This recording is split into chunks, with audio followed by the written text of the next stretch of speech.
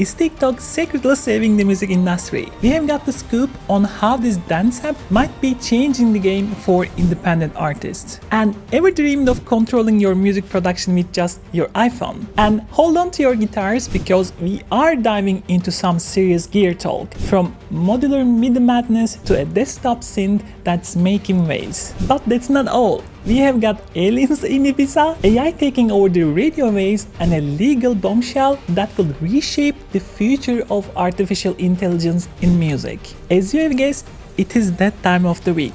It is time to tune in. Starting off this week, data has now shown that TikTok may just be the best thing that has happened to the music industry in years. You can roll your eyes and I get it. The platform that promotes itself by pushing people doing choreographed dance routines they made up in their bedroom can't truly be the savior of music, can it?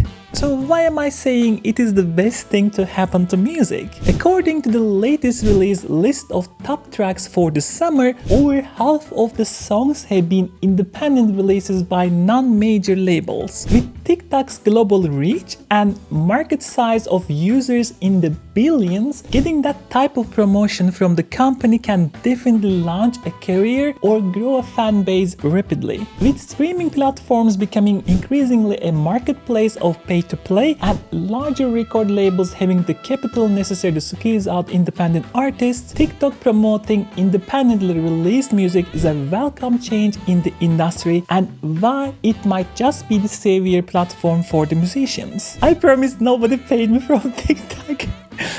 Getting noticed there while still needing work and dedication is easier than platforms like Spotify or Apple Music. I know this is a very juicy topic, so tell me what you think in the comments. Do you agree that TikTok is the new superhero that the music industry needs? Let me know. A couple of weeks ago, videos on the internet showed partygoers on an Ibiza beach looking at what seemed to be an alien ship zooming through the sky. The video went viral with millions of views and several news websites including MSN posting articles about sighting. The video's authenticity was never in question and seemed to really show an unidentified object. So who would be the best person to send in to get an explanation? Why not one of the original Men in Black?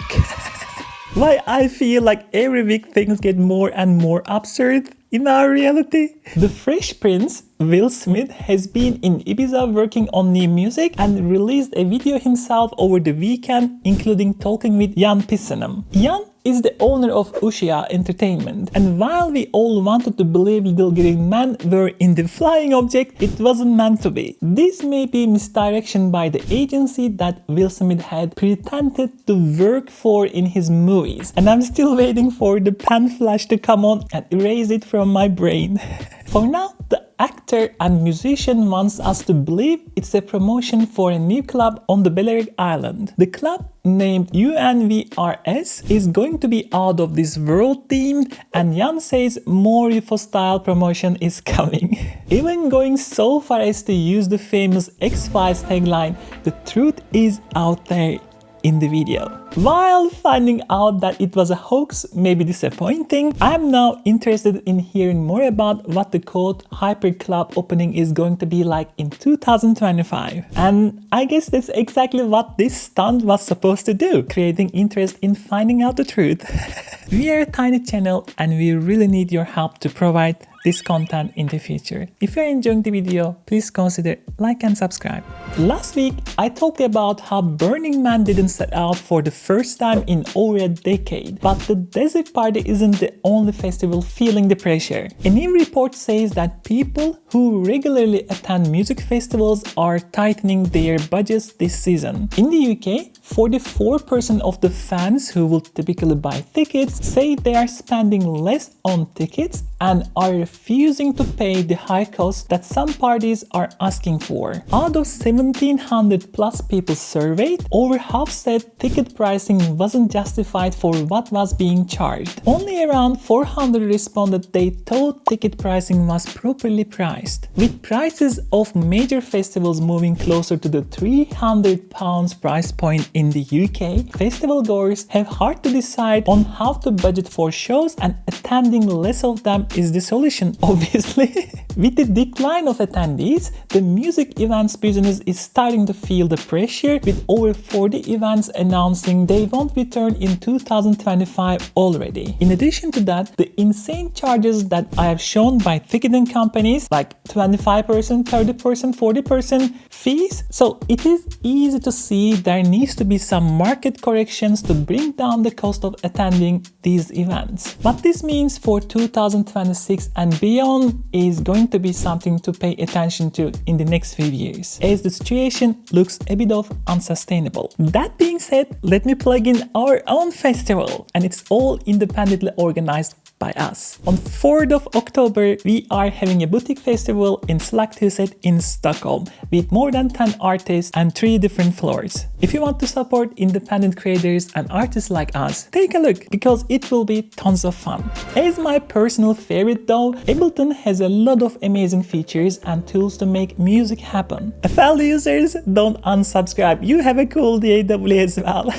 Getting some of those controls away from a keyboard and mouse that wasn't really designed with musicians in mind can be costly and takes up space. MIDI controllers aren't always the most convenient to take on the road, or sometimes are just not in the budget. A new app that is currently in beta is looking to make something you probably already own. 7ii.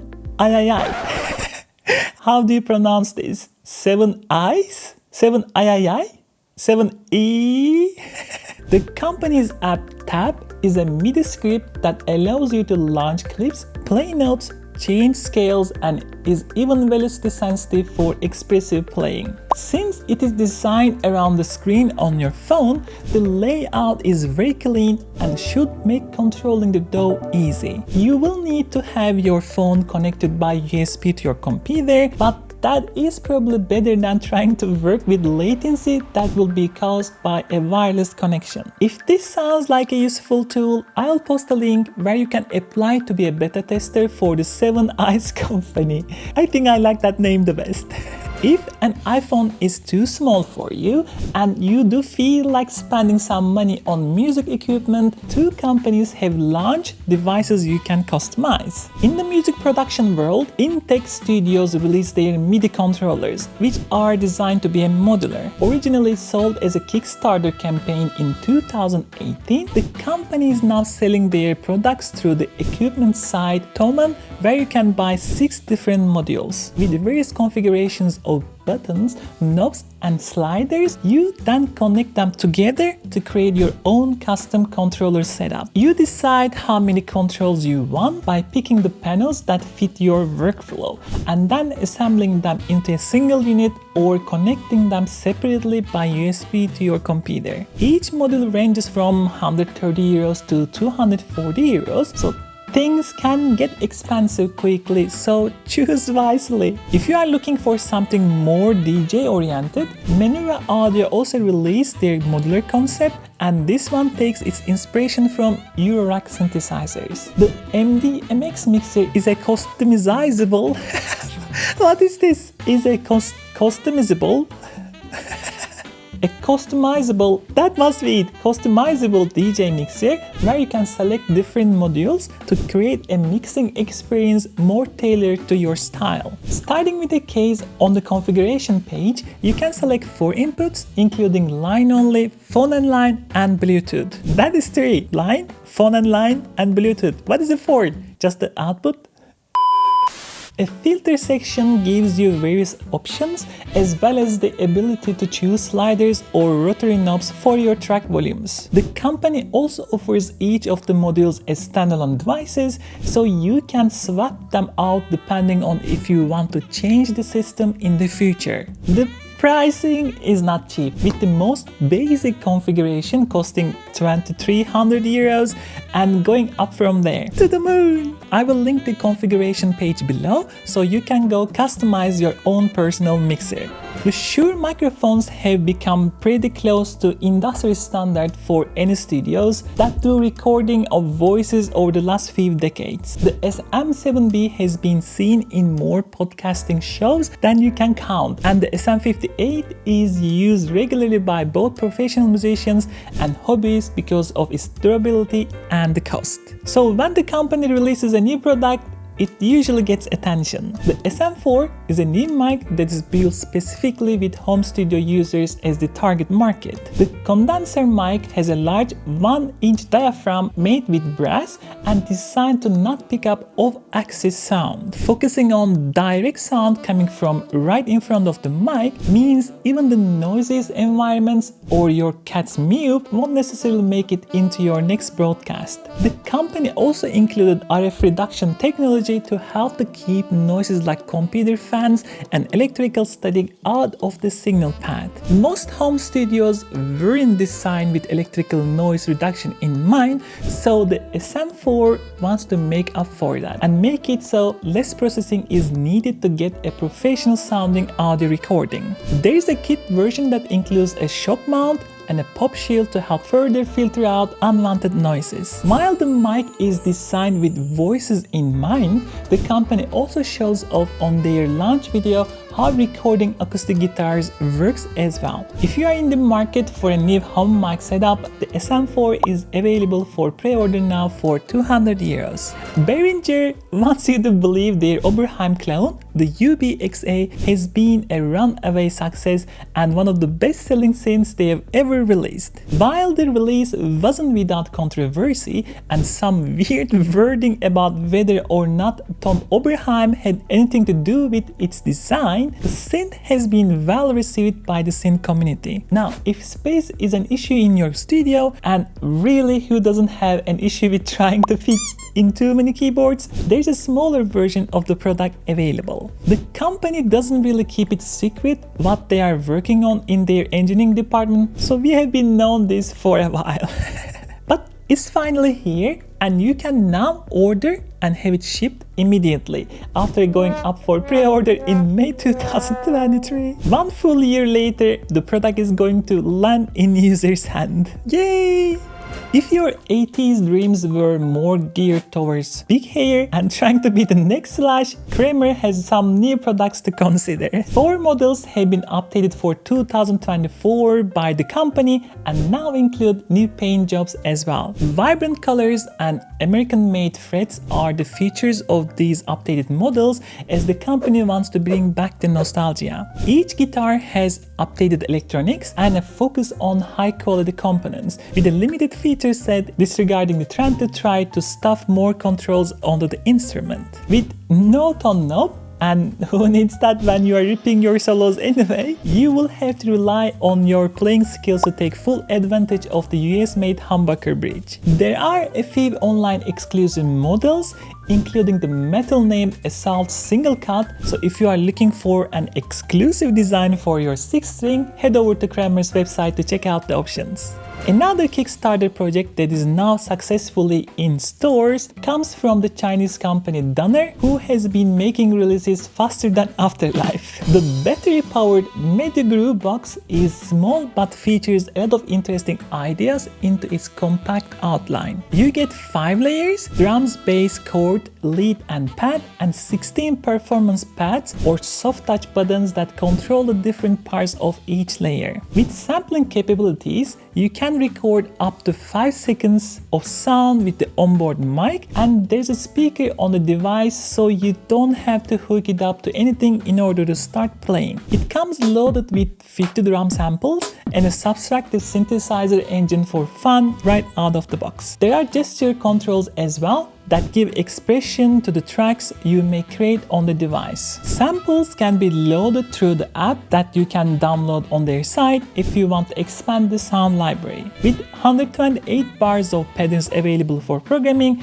making a decent sized track internally is kind of possible. The device is also USB compatible with MIDI capabilities if you feel like using it more as a controller than a standalone device. Though just know there are no current maps available available for any DAW, so you would have to program the controls yourself. And there's a Bluetooth connectivity, so if the speaker included isn't powerful enough for you, there is the ability to connect it to audio without wires. If this sounds like a fun little toy, it is available now for 180 euros. A question that no one really asked, but is pretty interesting, is what if your radio could answer your questions?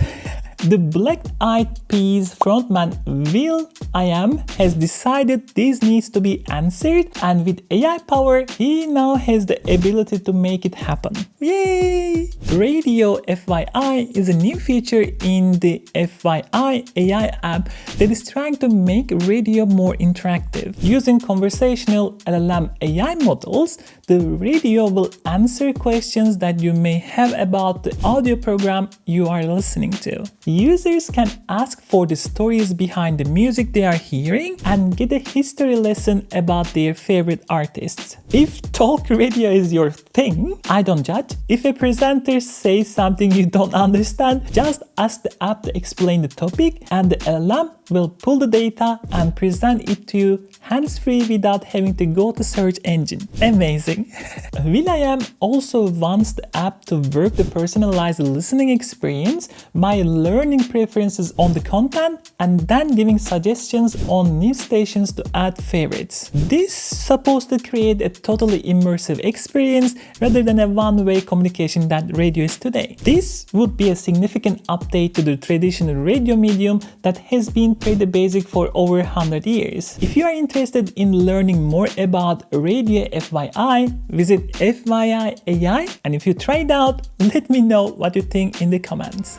While court cases are scheduling their hearing dates, and many of them won't be decided for years to come, governments are deciding new laws need to be put on the books to regulate the technology. Illinois passed a bill that was signed into law this week that updates what digital replicas mean to include computer-created content. The bill writers wanted a way to define deep-faked content and put a stop to the ability of people to use someone else's likeness to create content. The bill is very specific on what content is considered illegal, as it clearly states the digital likeness or identity of an artist, meaning it doesn't apply to content that sounds similar. While some artists are championing the use of AI to create content using their likeness, like Grimes, there are others they want to eliminate sites that do this type of thing. Illinois is the first state in the US to update their laws in this manner,